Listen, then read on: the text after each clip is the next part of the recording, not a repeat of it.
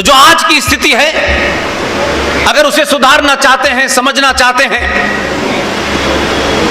तो उन बीमारियों को जरूर समझें। पहले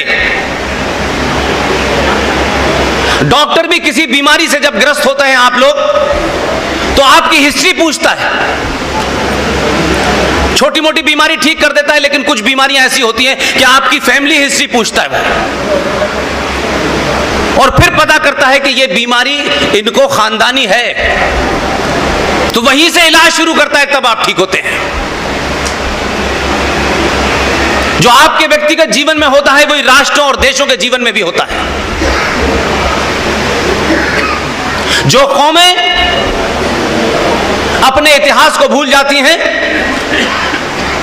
उनका अस्तित्व समाप्त हो जाता है। यूं तो भीड़ है आप 100 करोड़ इस देश में, बहुत चर्चा होती है, 100 करोड़ हैं हम, लेकिन 100 करोड़ होने के बाद भी दुनिया की पहली ऐसी कौम है आप, दुनिया के पहले ऐसे लोग हैं आप। 100 करोड़ होने के बाद भी आप भारत की सरकार से घुटनों के बल पिछले 50 साल से एक भीख मांगते हैं। आपको समान नागरिक अधिकार चाहिए। यह दुनिया में पहला देश है जहां का बहुसंख्यक यह मांग करता है और अल्पसंख्यक कहता है हमें नहीं चाहिए।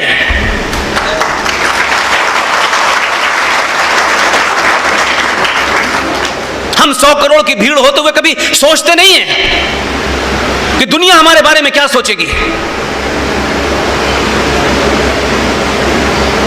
इसलिए 1946 के चुनाव के रिजल्ट याद रखिए,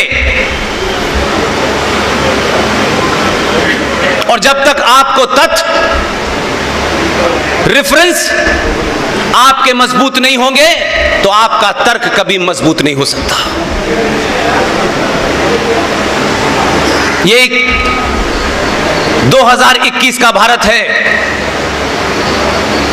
भारत के सनातनी समाज को एक वैचारिक युद्ध को लड़ना है, क्योंकि आप युद्ध लड़े नहीं,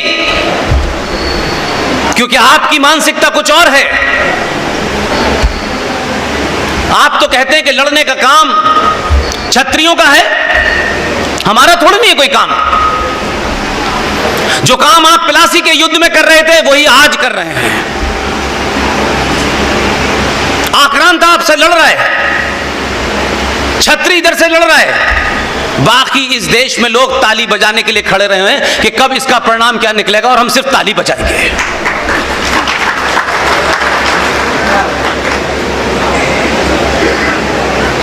जब देश और राष्ट्र युद्धरत हो तो ध्यान रखिएगा, वो मां जो चूल्हे पर रोटी भी बनाती है उसका चिमटा भी हथियार बन जाता है।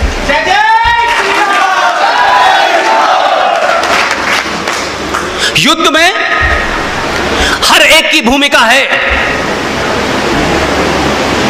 युद्ध के समय जब विदेशों से युद्ध होता है तो आपके पास सिर्फ यही खबरें आती हैं, 5 सैनिक उधर के मारे गए, 2 हमारे मारे गए। वो सैनिक आखिरी पंक्ति है, उसके पीछे कई 10 पंक्तियां खड़ी हैं, तब वो गोली चला पाता है। उनकी चर्चा नहीं होती, उनकी भूमिका कितनी महत्वपूर्ण है। इसलिए हम सब सत्ताओं के पीछे दौड़ते हैं, कभी इस पार्टी को पकड़ा, कभी उस पार्टी को पकड़ा, कभी हम ब्राह्मण हुए, कभी हम ठाकुर हुए, कभी हम दलित हुए, कभी हम यादव हुए।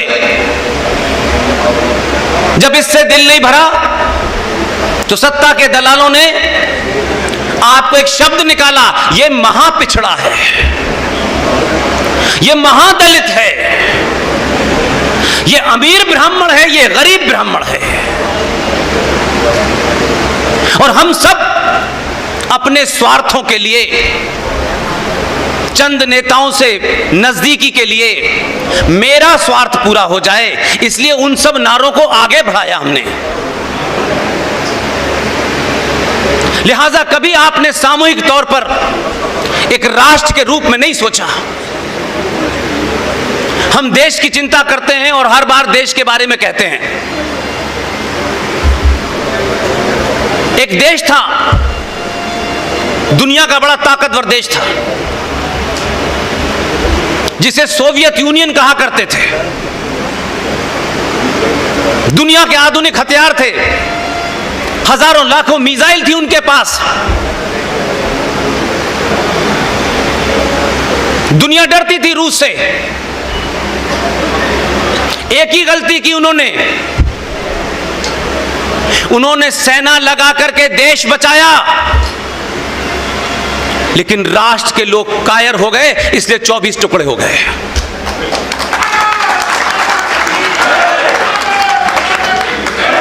इसलिए अशोक भाई जिस तरफ इशारा कर रहे हैं, यह देश खतरे में बिल्कुल भी नहीं है। किसी को गलतफहमी हो, इस देश के पड़ोसियों को भी गलतफहमी नहीं है। भारत देश को कोई खतरा नहीं है, बिल्कुल भी नहीं है। मैं पूरे होश और हवास में बात कर रहा हूं। लेकिन भारत राष्ट्र को सबसे ज्यादा खतरा है। आप कह सकते हैं कि राष्ट्र और देश है क्या चीज, क्योंकि हमारे लिए सब कुछ देश देश देश की बात ज्यादा हुई। जो राष्ट्र होता है उसकी कोई सीमा नहीं होती। राष्ट्र अलग चीज से चलता है और देश अलग से चलता है। देश एक भूमि का टुकड़ा है, उसकी बाउंड्री है। आप कह सकते हैं काराकोरम से कन्याकुमारी तक, आसाम से गुजरात तक, ये कह सकते हैं। ये एक टेरिटोरियल हिस्सा है, एक बाउंड्री है, एक जमीन का टुकड़ा है। इसकी रक्षा के लिए भारत सरकार ने फौज बनाई है। इसके अंदर की व्यवस्था चलाने के लिए पुलिस है, न्यायपालिका है। सबका एक मैंडेट है। पार्लियामेंट से चलेगा, संविधान से चलेगा, सुप्रीम कोर्ट कुछ उससे चलेगा, लेकिन सब उस देश के अंग हैं और हर अंग अपने किसी न किसी कानून से बंधा हुआ है।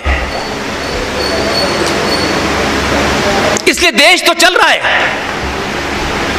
देश तो उस वक्त भी चल रहा था जब भारत का प्रधानमंत्री बीच बीच में सो जाता था।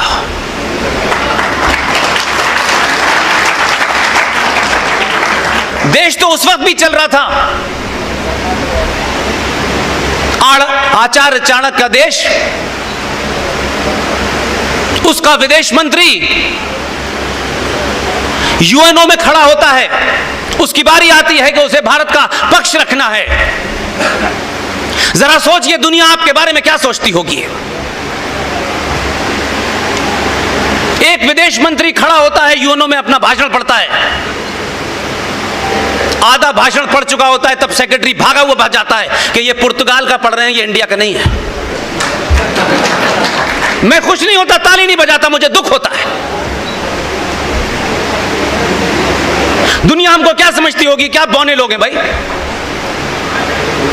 क्या 150 करोड़ लोगों में इनको ठीक लोग नहीं मिलते? या किसी को भी चुन लेते हैं और किसी को भी भेज देते हैं?